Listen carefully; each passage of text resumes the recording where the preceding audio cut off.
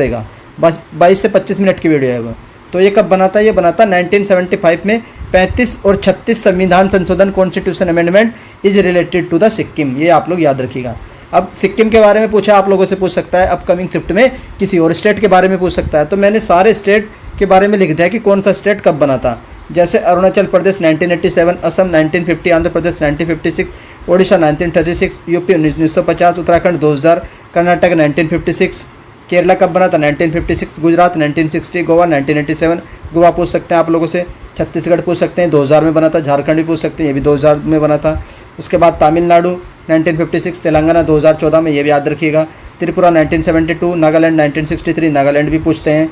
उसके बाद ये आप लोगों का पंजाब 1966 में बना था, और वेस्ट बंगाल 1950। बिहार कब बना? बिहार 20 से 12, तो ये 1912 में बना था। मणिपुर कब बना था? 1972।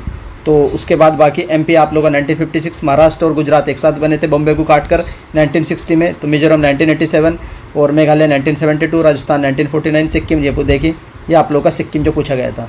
तो मैंने आप लोगों के लिए सारे लिख दिए। हरियाणा कब बना था? 1966, और हिमाचल प्रदेश 25 जनवरी।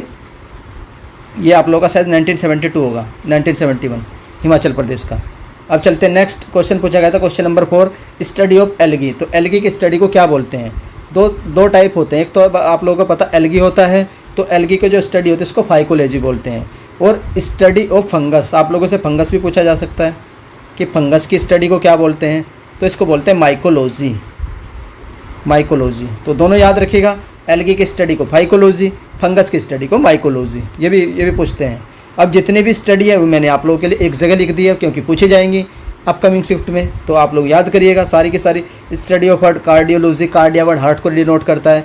Study of skin dermatology, study of blood hematology, hematology. Liver की स्टडी को हिपैटोलॉजी। फंगस की स्टडी ये पूछी गई है आप लोगों की माइकोलॉजी। एल्गी की स्टडी फाइकोलॉजी पूछी गई है। वायरस की वायरोलॉजी। किडनी की नेफ्रोलॉजी। कैंसर की स्टडी ओंकोलॉजी, कैंसर की याद रखिएगा। Study of universe cosmology. Study of fruit pomology. Study of birds याद रखिएगा ornithology. Study of bones osteology. Study of egg oology. Study of hair आप लोगों से पूछी जा सकती है ट्राइकोलॉजी। बालों का अध्ययन क्या कहलाता है? ट्राइकोलॉजी। आंखों का अध्ययन ophthalmology. Study of soil pedology. Study of language philology. Study of brain पूछी जा सकती है encephalology. Study of nails cosmetology. और study of cell cytology. Study of tissue histology. Study of air भी पूछी जा सकती है aerology. Study of earth geology. Study of fish ichthyology. और स्टडी ऑफ इंसेक्ट एंटेमोलॉजी। तो ये सारी स्टडी मैंने लिख दी है जो आप लोगों से पूछी जाएंगे, आप लोग इनको याद कर लीजिएगा। यहीं की यहीं मैंने आप लोगों की सारी स्टडी भी कवर करवा दी। अब चलते हैं next question, who is the central bank of India. तो सेंट्रल बैंक ऑफ इंडिया कौन है? तो ये RBI reserve bank of India है, यही पूछा गया था। अब रिजर्व बैंक ऑफ इंडिया से क्या क्या क्वेश्चन पूछे जा सकते हैं वो मैंने आप लोगों के लिए एक ही जगह मेंशन कर दिए हैं। ये जो रिजर्व बैंक ऑफ इंडिया एक एक्ट आया था, वो एक्ट कब आया था? 1934 में आया था। उसके बाद 1 अप्रैल 1935 को आरबीआई की स्थापना की गई थी। द हेडक्वार्टर, आरबीआई का हेडक्वार्टर कहाँ से था? पहले ये कोलकाता में था, बाद में इसको शिफ्ट किया गया था 1937 में मुंबई में। अब ये करंट में कहाँ से? मुंबई में। RBI was setup on the recommendation of, किसके रिकमेंड पे सेटअप किया गया था? तो हिल्टन यंग कमीशन था जो 1926 में आया था।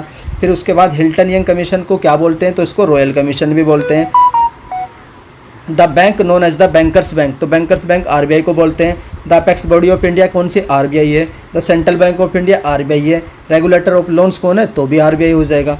The bank which is often referred as the mint secret, तो भी RBI. The banking ombudsman scheme has been formulated by RBI. The credit controller of India कौन है? तो भी आपका उत्तर आरबीआई हो जाएगा। The bank which represent India in the IMF, RBI. RBI को नेशनलाइज कब किया गया था? 1 जनवरी 1949 को। हेडक्वार्टर ऑफ आरबीआई इन केरला में कहाँ से? तो तिरुवनंतपुरम में है। उसके बाद animal impose on the emblem of reserve bank of India, कौन सा एनिमल? टाइगर है। ट्री कौन सा? पाम ट्री है। पहले गवर्नर कौन थे? Osborne Smith. पहले इंडियन गवर्नर कौन थे? सी डी देशमुख थे। हेडक्वार्टर मुंबई में, 1937 से मुंबई में है। पहले इंडियन गवर्नर कौन थे? तो सी डी देशमुख। और प्रेजेंट में गवर्नर कौन है? 25वें नंबर के शक्तिकांत दास। तो ये था आप लोगों का आरबीआई कंप्लीट कर दिया है, अब आप लोग पढ़ लीजिएगा। उसके बाद नेक्स्ट आप लोगों से पूछा गया था फादर ऑफ जियोग्राफी। तो जियोग्राफी के फादर पूछा गया होगा, या फिर ये पूछा गया कि ये जो जियोग्राफी टर्म है ये किसने दिया है? तो geography term is given by the Eratosthenes, most important है। जैसे हिस्ट्री का पूछा जा सकता है कि फादर ऑफ हिस्ट्री, वो भी आएगा, भी मैं करा दूंगा। अब मैंने आप लोगों के लिए सारे फादर भी लिख दिए एक ही जगह कि कौन सा फादर किसको क्या बोलते हैं। तो जैसे कि फादर ऑफ एनाटॉमी कौन है? तो ये Andreas Vesalius. Father of air force कौन थे? Subroto Mukherjee. Father of architecture Imhotep को बोलते हैं। Father of artificial intelligence John McCarthy. Father of atom bomb Robert Oppenheimer. Father of Ayurveda Dhanvantari बोलते हैं, याद रखिएगा। Father of American constitution James Madison. Father of biology या फादर ऑफ जूलॉजी या फादर ऑफ एम्ब्रायोलॉजी ये बोलते हैं इसको, एरिस्टोटल को। Father of biodiversity E.O. Wilson, याद रखिएगा, father of biodiversity. Father of blue revolution Hiralal Chaudhary. Father of biotechnology Karl Ereky. Father of blood group Karl Landsteiner. Father of bacteriology किसको बोलते हैं, लुइस पास्चर को। Father of botany Theophrastus. Father of blood circulation William Harvey पूछा जाएगा आप लोगों से। Father of classification father of taxonomy Carl Linnaeus. Father of comedy किसको बोलते हैं, एरिस्टोफेन्स को बोलते हैं। Father of computer Charles Babbage. Father of computer science George Boole and Alan Turing को बोलते हैं। Father of classical mechanics Isaac Newton को बोलते हैं। Father of civil aviation JRD. Tata. Father of civil engineering John Smeaton. उसके बाद father of cytology Robert Hooke. Father of DNA fingerprinting जरूर याद रखिएगा तो एलेक्स जैफरिन को बोलते हैं। Father of missile program doctor APJ Abdul Kalam जो 11th नंबर के प्रेसिडेंट थे, ये भी याद रखिएगा। Father of economics Adam Smith. Father of electricity Benjamin Franklin बोलते हैं। फादर ऑफ इलेक्ट्रॉनिक्स किसको बोलते हैं, माइकल फैराडे।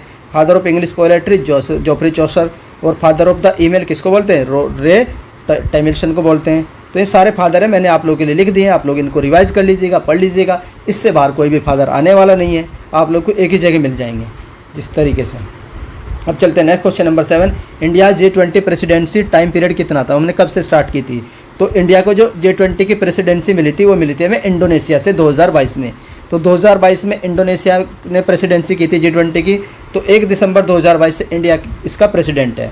अब 2023 में जो न्यू दिल्ली में जो समिट होगी वो अगले महीने होने वाली है 9 से 10 सितंबर को। और मोटो क्या रहेगा, याद रखिएगा, वासुदेवा कुटुंबकम। ये बहुत ज़्यादा एक फ्रेज़ है जो हमारे प्राइम मिनिस्टर जी यूज़ करते हैं, वासुदेवा कुटुंबकम। इसका ये मतलब उसमें आयुर्वेद वगैरह से ली गई, वेदा में से। तो इसका मतलब होता है कि पूरा संसार ही एक परिवार है, whole world is a family. और 2022 में समिट कहाँ पर हुई थी, इंडोनेशिया में। 2024 में G20 की समिट कहाँ पर होगी, ये होगी रियो डी जेनेरियो ब्राज़ील में। नेक्स्ट आप लोगों से पूछा गया था question number 8, first woman prime minister of the world. पूरी दुनिया में किसी भी देश की प्राइम मिनिस्टर बनने वाली पहली महिला कौन थी, तो ये थी भंडार नायका, जो किसकी प्रेसिडेंट बनी थी, यह बनी थी आप लोगों की श्रीलंका की। अगर पूछी जाए दुनिया में पहली बार राष्ट्रपति कौन थी, तो ये आप लोग मुझे बताइएगा पहली बार राष्ट्रपति कौन थी, किसी भी कंट्री की राष्ट्रपति बनने वाली। नेक्स्ट आप लोगों से पूछा गया था when NHRC national human right commission कब एस्टेब्लिश किया गया था, तो ये बना था 12 अक्टूबर 1993 को। ज्यूरिसडिक्शन गवर्नमेंट ऑफ इंडिया के अंडर में आता है, इसका हेडक्वार्टर न्यू दिल्ली में है। और पहले एग्जीक्यूटिव हेड कौन थे, इसके रंगनाथ मिश्रा थे। और करंट में हेड कौन है इसके, अरुण कुमार मिश्रा।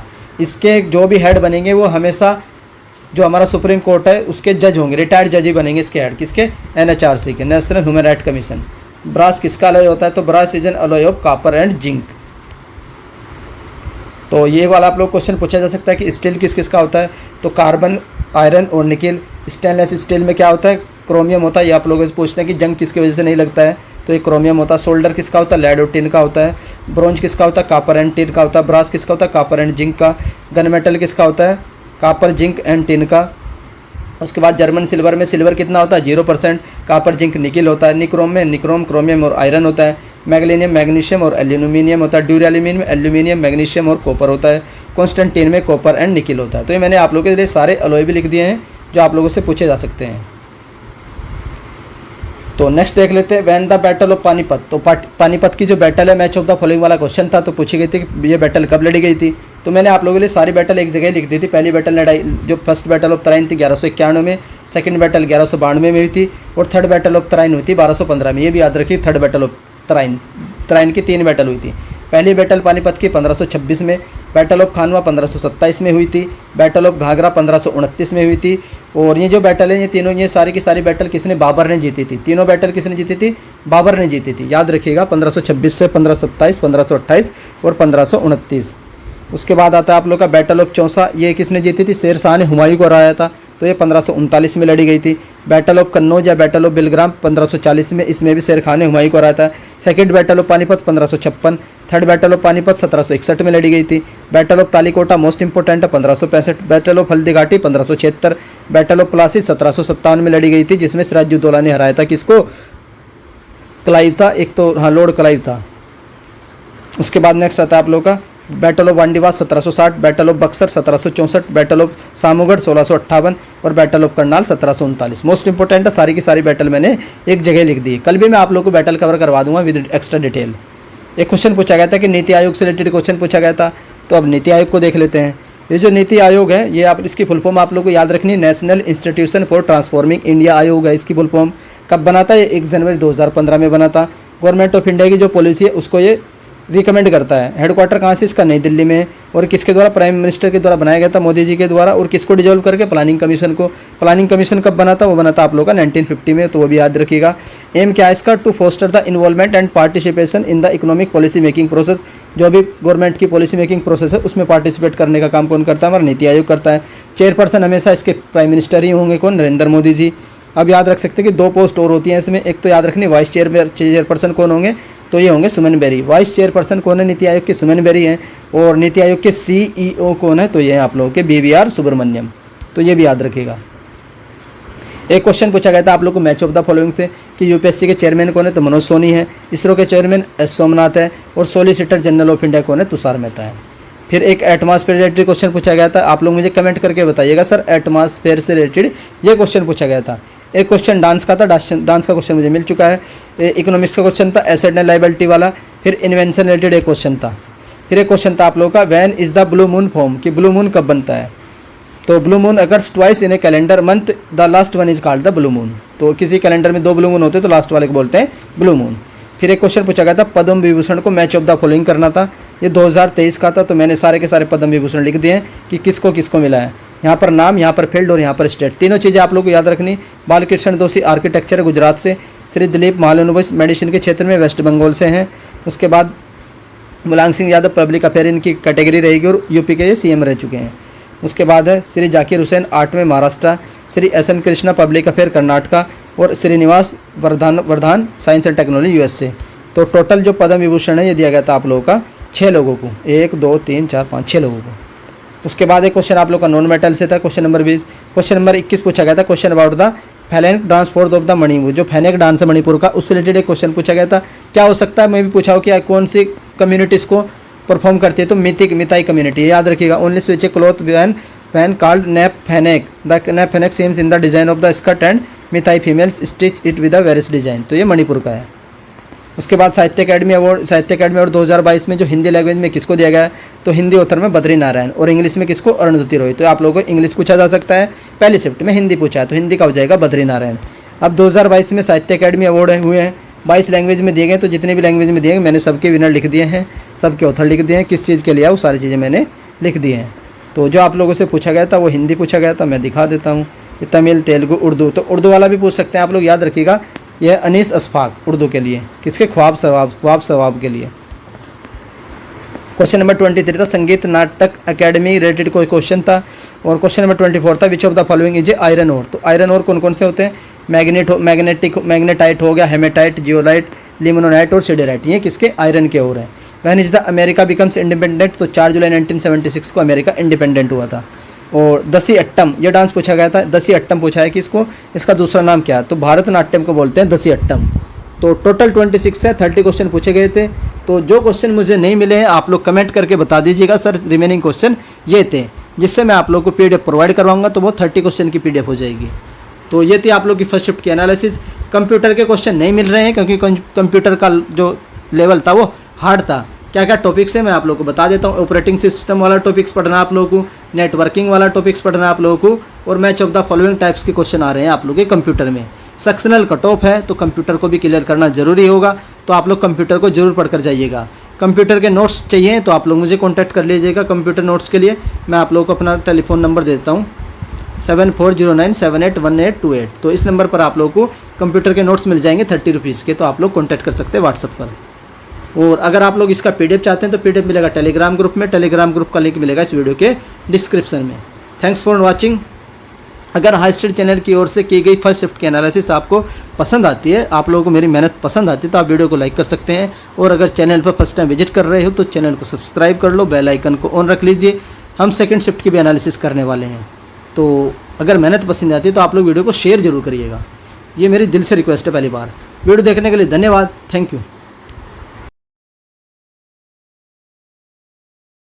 लोग शिफ्ट 2 करेंगे बिल्कुल उसी तरीके से जिस तरीके से हम लोग शिफ्ट 1 की थी। कंप्लीट एनालिसिस देखेंगे, जीके के 30 क्वेश्चन, कंप्यूटर के 10 क्वेश्चन जो मिले हैं, ऑलमोस्ट हर एक क्वेश्चन मुझे मिल चुका है। ऑथेंटिक क्वेश्चन है जो आप लोगों के साथ शेयर करूँगा, और एक्स्ट्रा फैक्ट उसी तरीके से बताऊँगा जो मैंने फर्स्ट पार्ट में बताए थे, फर्स्ट वीडियो में। तो पेपर का लेवल तो आप लोगों को पता ही है, मॉडरेट रहा है। और जो जीके के क्वेश्चन पूछे गए वो 30, जो जीके के क्वेश्चन पूछे गए 30, और कंप्यूटर के 10 क्वेश्चन पूछे गए हैं। तो अब हम लोग कर रहे थे क्वेश्चन एक एक करके, टाइम को वेस्ट नहीं करेंगे। सबसे पहला क्वेश्चन आप लोगों से पूछा गया था, जो लेबर डे होता है, when is the international labour day celebrated. तो ये कब सेलिब्रेट किया जाता है? तो 1 मई को सेलिब्रेट किया जाता है। 1 मई के बारे में आप लोगों को 2 फैक्ट याद रखने हैं कि 1 मई 1960 में ना आप लोगों का जो पहले बॉम्बे हुआ करता था, बॉम्बे से 2 राज्य बने थे, एक महाराष्ट्र बना था और एक गुजरात बना था। तो वो किस डेट को बने थे? तो 1 मई 1960। ये आप लोग याद रखिएगा। 1 मई को लेबर डे मनाया जाता है। यूएसए में एक प्रोटेस्ट हुआ था, उसके आधार पर ही आप लोगों का जो ये लेबर डे डिक्लेयर किया गया था। It is celebrated to highlight the importance of the worker की जो हाईलाइट्स है, and their contribution to the building society. समाज को बनाने के लिए जो हमारे वर्कर्स होती है उनकी क्या क्या इंपॉर्टेंस है, उनका क्या क्या कंट्रीब्यूशन है, उसी को याद करने के लिए ये डे ऑब्जर्व किया जाता है 1 मई को, इंटरनेशनल लेबर डे। तो यानी ये क्वेश्चन आप लोगों का स्टैटिक का है, तो आप लोगों से डेज़ पूछे जा रहे हैं। तो डेज़ में आप लोगों के लिए कुछ तो मैंने यहाँ पर कवर कर दिए हैं। जैसे अप्रैल मंथ में कौन कौन से डे होते हैं। 1 अप्रैल को उड़ीसा डे या उत्कल दिवस मनाया जाता है, ये पूछा जाता है बार बार। उसके बाद 7 अप्रैल को वर्ल्ड हेल्थ डे पूछा जाता है। 11 को नेशनल सेफ्टी मदरहुड डे। 13 अप्रैल को आप लोगों को जलियांवाला बाग मैसाकर 1999। और 14 अप्रैल को डॉक्टर बी आर अम्बेडकर का जो रिमेम्बरेंस डे होता है। 17 अप्रैल को वर्ल्ड हेमोफीलिया डे। 18 को वर्ल्ड हेरिटेज डे। और 21 अप्रैल को नेशनल सिविल सर्विस डे, ये आप लोगों से पूछा जाता है। और 22 अप्रैल को अर्थ डे, मोस्ट इंपॉर्टेंट है। और 23 अप्रैल को world book and copyright day, ये भी पूछते हैं। और 24 अप्रैल को पूछा जाता है पंचायती राज दिवस, ये भी मोस्ट इंपॉर्टेंट है। और 26 अप्रैल को पूछा जाता है वर्ल्ड इंटेलेक्चुअल प्रॉपर्टी डे। तो ये थे अप्रैल के डेज़। उसके बाद ये मैंने जनवरी के डेज़ भी आप लोगों के लिए लिख दिए हैं, तो इनको आप लोग पढ़ लीजिएगा। जनवरी के बाद मैंने इसमें जून के भी लिख दिए। तो आप लोगों को 12 मंथ के इंपॉर्टेंट डेज़ कवर करके जाने हैं। मैं भी आप लोगों के लिए आज इंपॉर्टेंट डेज़ की वीडियो से सारे डेज़ कवर करवा दूंगा। तो ये थे आप लोगों का डेज़ वाला टॉपिक जो आप लोगों से फर्स्ट क्वेश्चन पूछा गया था। चलते हैं नेक्स्ट क्वेश्चन पर। Which is the winning team of the FIFA world cup 2022। तो जो फीफा वर्ल्ड कप हुआ 2022 का, उसकी विनिंग टीम पूछी गई थी। तो विनर कौन था? इसका अर्जेंटीना था। और रनर अप कौन था? फ्रांस था। 3rd नंबर पर क्रोएशिया था। और 4th नंबर पर मोरक्को था। ये था आप लोगों का स्पोर्ट का क्वेश्चन था, ये आप लोगों का क्वेश्चन नंबर 2। नेक्स्ट आप लोगों से पूछा गया था इलेक्शन कमीशन जो होता है हमारा निर्वाचन आयोग, वही पूछा था कि ये हमारा पॉलिटी के किस पार्ट में आता है। टोटल पार्ट पूछे तो कितने हैं पॉलिटी में? तो 22 पार्ट है। हर एक पार्ट में क्या क्या आता है आप लोगों को याद रखना है। यही आप लोगों से पूछा भी जाएगा कल जो 21 को जिनका एग्जाम है। मैंने आप लोगों को बता देता हूँ, यहीं पर रिवाइज करवा देता हूँ कि हर एक पार्ट में क्या आता है। पार्ट 1 में आता है आप लोग का आर्टिकल 1 से 4, ये भी याद रखिएगा। और क्या रहता है इसमें? The union and it's territory के बारे में रहता है। उसके बाद पार्ट 2 में 5 से 11 आर्टिकल आते हैं। और क्या रहता है इसमें? सिटीजनशिप रहता है। और सिटीजनशिप हमने कहाँ से ली है? तो ये आप लोग याद रखिएगा, हमने सिटीजनशिप का जो रूल है हमारा ब्रिटेन से ही लिया गया है। उसके बाद पार्ट 3 में आता है आप लोग का आर्टिकल 12 से 35 और फंडामेंटल राइट के बारे में। पार्ट 4 याद रखिएगा, इसमें 36 से 51 आर्टिकल रहते हैं। और इसमें क्या है? Directive principle of state, DPSP, जो हमने आयरलैंड से ली है। उसके बाद पार्ट 4 ए और आर्टिकल 51A, इसमें आता है आप लोगों का फंडामेंटल ड्यूटीज़। और ये हमने कहाँ से ली है? ये हमने USSR से ली है। पार्ट 5 में आता है आप लोगों का 52 से 151 और द यूनियन के बारे में बात करता है। और पार्ट 6 जो आप लोगों का ये 152 से 237, ये स्टेट के बारे में बात करता है, स्टेट से रिलेटेड क्या क्या रूल्स होने चाहिए। तो उसके बाद पार्ट 7 में आता है आप लोगों का, ये आप लोगों का ये ख़त्म हो चुका पार्ट 7। और पार्ट 8 आप लोगों से पूछते हैं, इसमें यूनियन टेरिटरी के बारे में बताया जाता है। पूछेंगे कि यूनियन टेरिटरी इंडियन पॉलिटी के किस पार्ट में आती है? तो किस पार्ट में आती है? तो पार्ट 8। टोटल कितनी यूनियन टेरिटरी? 8। तो इससे भी आप लोग याद रख सकते हैं। पार्ट 9 मोस्ट इंपॉर्टेंट है, ये पंचायत के बारे में बात करता है। और पार्ट 9A ये म्यूनसिपलिटीज़ के बारे में बात करता है। पार्ट 10 में क्या आता है आप लोग का? या आता है आप लोग का शेड्यूल कास्ट एंड ट्राइब के बारे में आता है पार्ट 10। पार्ट 11 मोस्ट इंपॉर्टेंट है, आप लोगों से पूछा जाएगा कि इंडियन कॉन्स्टिट्यूशन के पार्ट 11 में क्या है? तो एक सेंटर एक स्टेट, तो इन दोनों के जो रिलेशन बताता है वो पार्ट 11 में आता है, सेंटर एंड स्टेट के रिलेशन। पार्ट 12 में पूछा जाएगा, तो 12 में आप लोग याद रखिएगा, 12 में बात करता है फाइनेंस की, प्रॉपर्टी की, कॉन्ट्रैक्ट की, तो पार्ट 12। पार्ट 13 में याद रखिएगा मोस्ट इंपॉर्टेंट है, ट्रेड के बारे में बात करता है। तो 13 को आप लोग याद रख सकते हैं, मैं तेरे साथ ट्रेड करूँगा, मैं तेरे साथ ट्रेड करूँगा। तेरे मतलब 13, तो 13 में क्या है? ट्रेड, फाइनेंस, ये आप लोग का ट्रेड, पार्ट 13। पार्ट 14 भी पूछते हैं आप लोगों से। 14 में आता है service under the union and states, और पार्ट 14A भी याद रखिएगा, एडमिनिस्ट्रेटिव ट्राइब्यूनल, जो हमारे 42 अमेंडमेंट के थ्रू जोड़े गए थे। पार्ट 15 आप लोगों से पूछा गया था कि इसमें इलेक्शन होता है। पार्ट 16 में क्या होता है आप लोगों का, इसमें आप लोगों के SC ST जो है इनको जो स्पेशल प्रोविज़न है उनके बारे में बात की गई है। पार्ट 17 में आप लोगों की ऑफिशियल लैंग्वेज है, ये पूछी गई थी कि किस आर्टिकल के तहत हिंदी को as a official language declare किया गया है, आर्टिकल 343। पार्ट 18 में आप लोग की इमरजेंसी है, जो हमने किस कंट्री से ली है, ये प्रोविज़न हमने जर्मनी से लिया है। पार्ट 19 आप लोगों को याद नहीं रखना। पार्ट 20 आप लोगों को याद रखना है, इसमें कॉन्स्टिट्यूशन अमेंडमेंट जो होता है वो किस आर्टिकल के तहत होता है, तो आर्टिकल 368। और पार्ट 22 आप लोग को याद नहीं रखना है। तो जो जो याद रखने मैं आप लोग को बता चुका हूँ। आप लोग इसका वैसे तो मैं PDF दे दूँगा, तो PDF आप लोग घबराइएगा मत। अब चलते हैं क्वेश्चन नंबर 4 पर। What is the other name of the regur soil. तो रेगुर सॉइल का अदर नेम पूछा था, तो इसको ब्लैक सॉइल बोलते हैं, is also known other name like regur soil, या फिर इसको कॉटन सॉइल भी बोलते हैं। What is the 44th constitutional amendment. तो जो 44वां संविधान संशोधन है वही पूछा है कि उसमें क्या चीज़ थी। तो ये पॉलिटी का तो मैंने आप लोगों के लिए लिख दिया, ये आप लोगों का 44 कॉन्स्टिट्यूशन अमेंडमेंट है। आप लोगों से ईयर पूछा जाएगा, तो ईयर याद रखने की ट्रिक होती है इसकी, 4 और 4 8, और यहाँ पर लास्ट में 8 आएगा, तो 1978 में ये हुआ था। की फैक्ट आप लोगों को क्या याद रखना है, इससे replace the word internal disturbance. पहले क्या होता था इंदिरा गांधी के टाइम पर पे अगर कोई इंटरनल डिस्टर्बेंस वो लग रहा है आप लोग को डिस्टर्बेंस कंट्री में, तो आप लोग इमरजेंसी को लगा सकते थे। लेकिन ये 1975 की बात थी, 76 की बात थी जब इमरजेंसी लगी थी 1975 में, जून 1975 में। उसके बाद इसको चेंज किया गया जब मोरारजी देसाई की सरकार आती है, तो उन्होंने क्या किया, जो इंटरनल डिस्टर्बेंस था इस वर्ड को हटाया हमारे कॉन्स्टिट्यूशन से, और एक नया वर्ड जोड़ा कि आर्म रेवेलियन होगा, तभी आप लोग आर्टिकल 352 के तहत इमरजेंसी को इम्पोज कर सकते हैं। एक तो ये फैक्ट याद रखना है। दूसरा फैक्ट ये याद रखना है कि राइट टू प्रॉपर्टी वाज, जो पहले क्या हुआ करता था, एक right to property fundamental right हुआ करता था, तो उसको भी हटाया गया इस अमेंडमेंट के तहत। जो आर्टिकल 31 में पहले आता था उसको अमेंड करके आर्टिकल 300A में डाल दिया, और उसको कैसा राइट बना दिया, लीगल राइट बना दिया। पहले कैसा राइट था, ये आप लोगों का फंडामेंटल राइट था। तो ये था आप लोगों का 44 अमेंडमेंट। तो अमेंडमेंट वाली वीडियो बना रखी है मैंने, 26 मिनट की वीडियो है, 105 अमेंडमेंट कवर करवा रखे हैं, शॉर्ट में करवाए हैं, जिससे आप लोग रिवाइज करके जा सकते हैं। उस वीडियो को आप लोग देख कर जाइएगा, उस वीडियो का लिंक इस वीडियो के डिस्क्रिप्शन में दे दूंगा, जिससे आप लोग उस वीडियो को जा करके देख सकते हैं। तो फिर भी मैं आप लोग को यहाँ पर कुछ 10 इंपॉर्टेंट कॉन्स्टिट्यूशन अमेंडमेंट करवा देता हूँ। पहले वाला कब हुआ था, 1951 में। इसमें इंट्रोड्यूस द 9th शेड्यूल। हमारे संविधान में पहले 8 शेड्यूल हुआ करते थे, जब 1950 में लागू हुआ था। उसके बाद इसमें हमने 9th शेड्यूल जोड़ा था और एक अमेंडमेंट किया था, अमेंडमेंट फर्स्ट। आप लोगों को ईयर भी याद रखना है, 1951। फिर आप लोगों से 24वां अमेंडमेंट पूछा जाता है 1971 में। इसने पार्लियामेंट को पावर दे दी थी, ये जो हमारा कॉन्स्टिट्यूशन है उसके हर एक पार्ट में चेंजेस किया जा सकता है, इंक्लूडिंग द फंडामेंटल राइट। ये आप लोगों का 24वां आर्टिकल था, 24वां अमेंडमेंट था। अमेंडमेंट 39, ये तो आप लोग याद नहीं रखना, 39 नहीं पूछते हैं।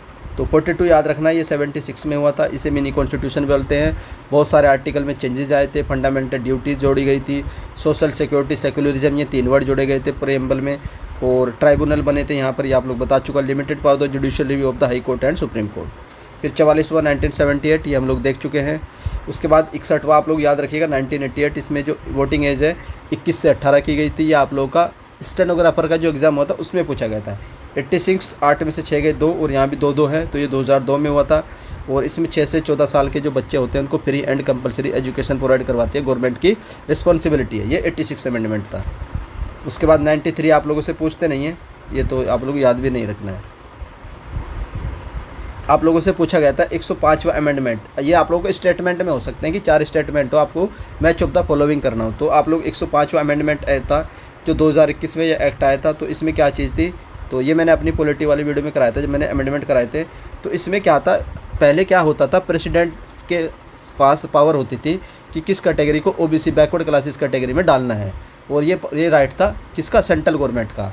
तो हमने 105वां अमेंडमेंट किया जो इंडियन कॉन्स्टिट्यूशन था। तो हमने क्या किया, इसमें हमने जो पावर है उसको रिवाइव किया, और पावर हमने स्टेट गवर्नमेंट को ट्रांसफ़र कर दी टू आइडेंटिफाई द SEBC और social and educationally backward classes. कौन सी class socially and educationally backward होगी उसको जो डिसाइड करने की पावर हमने स्टेट गवर्नमेंट को दे दी। पहले ये प्रेसिडेंट के बिहाफ पर सेंट्रल गवर्नमेंट के पास थी। ये था आप लोगों का 105। 104 वाला क्या था, आप लोगों का SC ST को रिजर्वेशन था, वो याद रखिएगा, जो 20 साल के लिए बढ़ा दिया गया था। अब आता है बंगाल गज़ट। तो ये जो बंगाल गज़ट है ये किसने स्टार्ट किया था? तो it was an English language weekly that was started by the James Augustus Hickey. तो ये जेम्स अगस्टस हिक्की के द्वारा 1780 में स्टार्ट किया गया था, जो एक वीकली न्यूज़पेपर था Bengal gazette. Indian opinion started by him. तो इंडियन ओपिनियन को किसने स्टार्ट किया था? तो ये 1904 में स्टार्ट किया गया था महात्मा गांधी ने। फिर आप लोगों से जो ओलंपिक हुआ था 2020 वाला, टोक्यो ओलंपिक 2020, इससे क्वेश्चन पूछा गया था विच medal did PV Sindhu get in. तो कौन सा मेडल जीता था? इन्होंने ब्रॉन्ज मेडल जीता था। तो हमने टोटल कितने मेडल जीते थे? हमने 7 मेडल जीते थे। किस प्लेयर ने कौन सा मेडल जीता था मैं आप लोगों को बता देता हूँ। जो हमारा गोल्ड मेडल था वो नीरज चोपड़ा जेवलिन थ्रो में जीता था गोल्ड मेडल। उसके बाद चलते नेक्स्ट। फिर आता रवि दहिया ने रेसलिंग में जीता था सिल्वर। मीराबाई चानू ने वेट लिफ्टिंग में जीता था सिल्वर। पीवी सिंधु ने वुमेन सिंगल्स में जीता था ब्रॉन्ज, जो आप लोगों से पूछा गया है। हॉकी टीम ने हमारा हॉकी में कौन सा जीता था? ब्रॉन्ज। और वुमेन वाल्टरवेट बॉक्सिंग में हमने लोवलिना जो बोर्गेहन है असम के, इसने ब्रॉन्ज जीता था। और बजरंग पुनिया ने रेसलिंग में ब्रॉन्ज जीता था। तो ये टोटल 7 मेडल थे जो आप लोगों से पूछे जा सकते हैं 21 तारीख को। अब क्वेश्चन नंबर 10 देख लेते हैं। Who is the chairman of the 15th finance commission. तो 15th फाइनेंस कमीशन के चेयरमैन कौन है इस समय? तो ये NK सिंह है। और बात करें जो फाइनेंस कमीशन है ये हमारे इंडियन कॉन्स्टिट्यूशन के किस आर्टिकल में आता है? तो आर्टिकल 280, ये भी पूछ सकते हैं। और काम क्या रहता है इसका? Recommend the sharing of the taxes between the state and union. तो स्टेट एंड यूनियन के बीच में टैक्सेस को किस रेशियो में बांटना चाहिए, ये रिकमेंड करता है फाइनेंस कमीशन।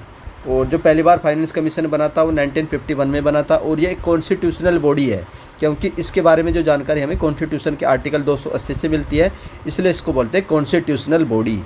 और ये पहले हेड कौन थे? KC Niyogi. Who has got the international Booker price 2023। तो इंटरनेशनल बुकर प्राइज़ 2023 किसको मिला है?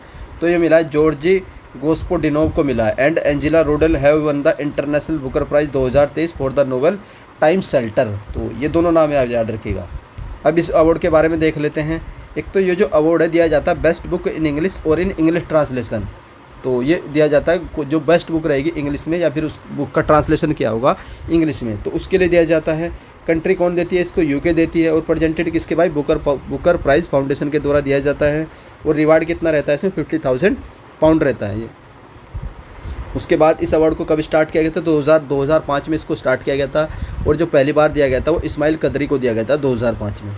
अब इसी से एक मिलता जुलता प्राइज़ और होता है, वो होता है खालिदा बुकर प्राइज़। ये किस लिए दिया जाता है सर? ये दिया जाता है best novel written in the English language which was publish in the UK kingdom and Ireland. ये सिर्फ उन्हीं को दिया जाएगा जो UK एंड आयरलैंड में पब्लिश होगी। वो लोकेशन क्या रहेगी इसकी? लंदन रहेगी। और कंट्री UK रहेगी। और कौन देता है इसको? बुकर मैकनोल देते थे पहले 1969 से 2001 तक। उसके बाद मैन ग्रुप, देन आप लोग का क्रैंक स्टार्ट 2019 के बाद से। तो इसमें भी सेम अमाउंट मिलता है। और ये 1969 में स्टार्ट किया गया था। और इसे पहली बार किसको दिया गया था? PH न्यूबाई को इसको फर्स्ट टाइम दिया गया था। अब जो क्वेश्चन पूछा गया था Deepa Karmakar is related to which sport. आप लोग कमेंट करके बताइएगा ये क्वेश्चन पूछा गया था या नहीं पूछा गया था। बाकी मैं करवा देता हूँ। ये जिम्नास्ट से बिलोंग करती है। जो इन्होंने Deepa Karmakar become the first female gymnast to represent the country at the Olympic games in Rio 2016। और यहाँ पर इन्होंने थर्ड पोजीशन पर, फोर्थ पर फिनिश किया था 2016 में। अब ये पूछा गया था तो आप लोगों को ये भी पूछा जा सकता है कि कौन सा प्लेयर कौन सा खेल खेलता है। जैसे सचिन तेंदुलकर, विराट कोहली, ये सब क्या है?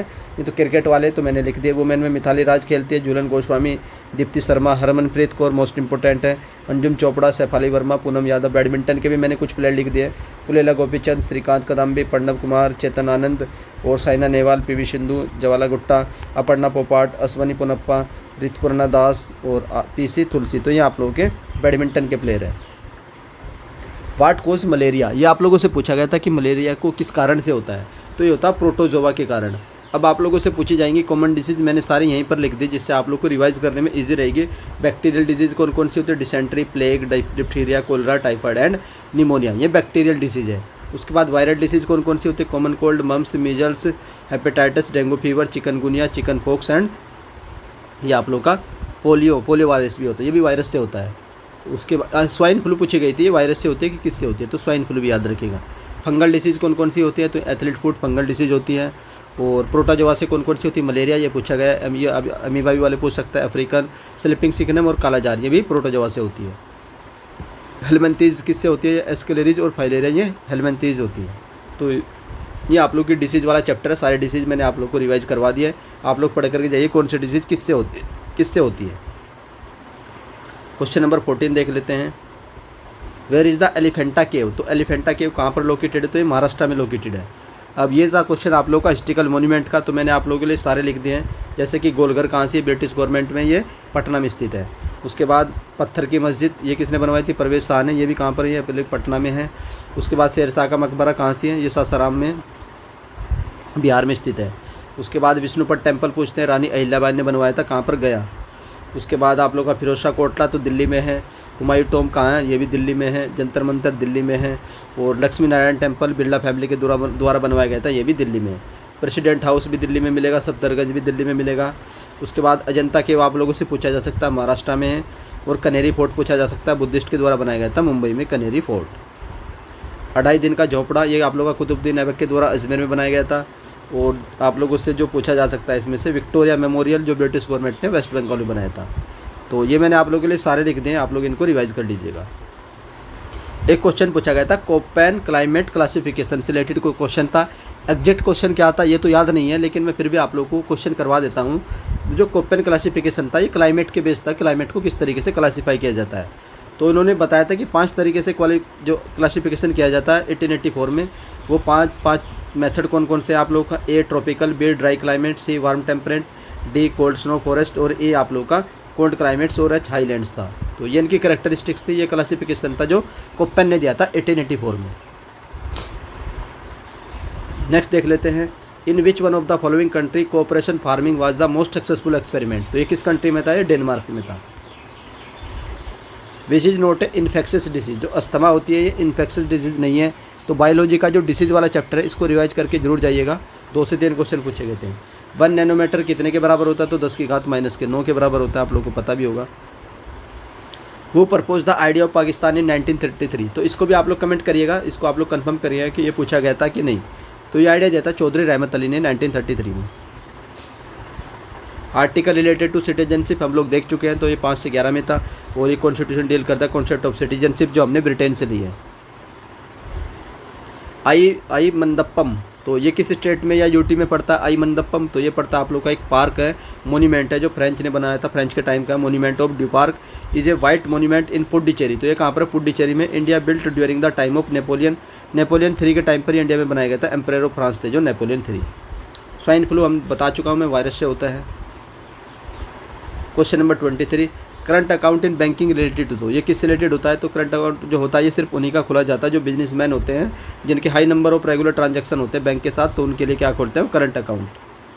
When is the naval day, तो 4 दिसंबर को मनाया जाता है। और इंटरनेशनल लेबर डे 1 मई को। ट्राइब्स ऑफ मिजोरम से क्वेश्चन पूछा गया था, तो कौन कौन सी ट्राइब्स होती है मैंने सारे लिख दिए हैं। हो सकता है कि अपकमिंग शिफ्ट में आप लोगों को बाकी ट्राइब्स से पूछ सकता है। भीमसा, राबा, चकमा, लखेर, खासी, श्यांटेंग, कुकी और Pawi. Abolition of the title which article of Indian constitution. तो ये मैच ऑफ द फॉलोइंग में होंगे आप लोगों के। तो आर्टिकल 18 के तहत इसमें क्या बात कही गई, तो महाराजा, राजा, राव बहादुर, तो आर ये इस तरह के टाइटल हैं, ये अबोलिश कर दिए गए थे। किस आर्टिकल में, ये आप लोगों का आर्टिकल 18 के तहत। उसके बाद द मेन कोज ऑफ हटाने का मेन कोज क्या था, इक्वलिटी को प्रमोट करने के लिए। No citizen of India shall accept any title from any foreign state without the consent of the prime, वो हमारे जो प्रेसिडेंट है। उसके बाद क्वेश्चन नंबर 27 देख लेते हैं। The traditional dress called the पन्नो भाजू, तो ये वोन बाई वुमेन बिलोंग्स टू। तो ये किस स्टेट की वुमेंस के द्वारा पहनी जाती है, तो ये था इसका उत्तर गोवा। और ये ड्रेस भी मैं आप लोग को दिखा देता हूँ। तो ये है आप लोग की ड्रेस गोवा की। तो ये थे क्वेश्चन आप लोग के 27 क्वेश्चन मुझे मिले हैं। 3 क्वेश्चन जो मुझे नहीं मिले तो आप लोग मुझे कमेंट कर दीजिएगा, सर ये 3 क्वेश्चन है, या आप लोग मुझे कमेंट करोगे तो मैं आप लोगों को उनको PDF में इंक्लूड कर दूंगा। टोटल 30 क्वेश्चन की PDF आप लोग को प्रोवाइड करवा दूंगा। तो ये थी आप लोग की GK की एनालिसिस। अब कंप्यूटर का देख लेते हैं। कंप्यूटर में 2 क्वेश्चन तो नहीं मिल पा रहे हैं क्योंकि लेंथी क्वेश्चन है, स्टेटमेंट बेस्ड क्वेश्चन है।